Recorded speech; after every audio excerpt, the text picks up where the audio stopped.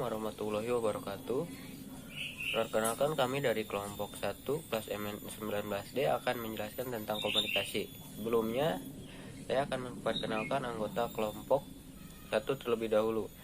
Yang pertama ada Andreas Marolop Limbong, yang kedua saya sendiri Hoerudin, yang ketiga ada Ilham Abdurrahman, dan yang terakhir ada Muhammad Faris Latif. Untuk pembahasan pertama akan dijelaskan oleh saya sendiri. Konsep dasar komunikasi. Pengertian komunikasi. Komunikasi berasal dari bahasa Latin, yaitu rhetorica communicare, yang artinya memberitahu, berpartisipasi, dan menjadi milik bersama.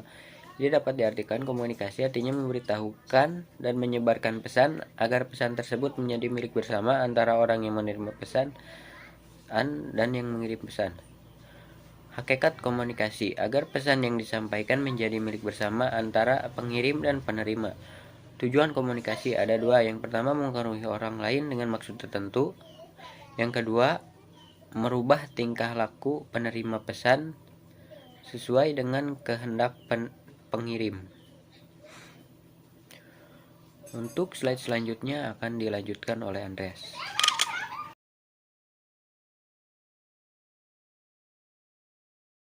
Tentang unsur-unsur komunikasi, yaitu 1. Pembicara, 2. Apa yang dibicarakan, 3. Penerima yang bersifat pasif. Satu arah, pembicara harus menarik. Yang pertama sender, encoder, yang kedua message, yang ketiga channel, yang keempat receiver, decoder. Encoding kegiatan sender untuk menerjemahkan maksud, gagasan, tujuan ke dalam pesan dengan menggunakan kode atau lambang tertentu penyandi. Decoding yaitu kegiatan penerima untuk menginterpretasikan, mengartikan kode, lambang tertentu yang diterima dari sender atau pembuka sandi. Channel yaitu saluran, harus sesuai dengan panca indera. Selanjutnya itu yang pertama source yaitu sumber, yang kedua transmitter yaitu pemancar, yang ketiga signal yaitu pesan, yang keempat receiver yaitu penerima, yang kelima destination yaitu tujuan. Selanjutnya noise yaitu menghambat efektivitas komunikasi. Yang kedua, noise berasal dari sumber, pesan, saluran, penerima, lingkungan. Feedback yaitu informasi tentang bagaimana keberhasilan penerima dalam mencapai atau menerima pesan yang disampaikan oleh sumber. Feedback ketiga yaitu menjadi titik tolak atau langkah orang selanjutnya. Dan selanjutnya akan dibacakan oleh Faris. Macam komunikasi yang pertama ada intrapersonal, yang kedua interpersonal, yang ketiga individu dengan kelompok, yang keempat kelompok dengan individu, yang kelima kelompok dengan kelompok, dan yang terakhir ada transcendent. Kemudian ada arah komunikasi.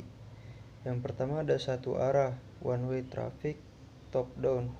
Yang kedua ada dua arah, two way traffic, top down and bottom up.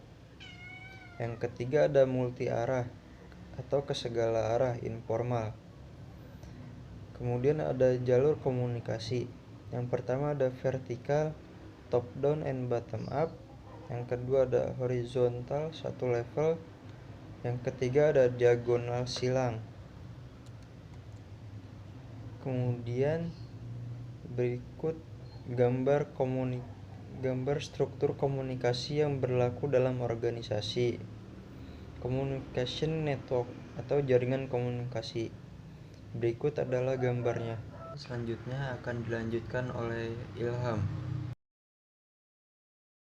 Dalam komunikasi dapat digunakan yaitu pertama dengan mengenalkan perilaku, motivasi, dan memadukan kegiatan. Adapun sebagai proses yaitu sekunder atau tidak langsung, pertama ada melipat gandakan penerima pesan, kedua ada mengatasi hambatan geografis, dan ketiga mengatasi hambatan waktu. Kemudian interpersonal, ada figurehead, leader, liaison, dan disseminator. Informasional ada spokesperson, monitor, resource allocator. Lalu decisional ada entrepreneur, disturbance handler, dan negosiator. Lalu komunikasian ada loading, organizing, controlling, dan planning. Baik, sekian presentasi dari kelompok kami. Mohon maaf bila ada kekurangan. Wabillahi taufiq wal hidayah. Wassalamualaikum warahmatullahi wabarakatuh.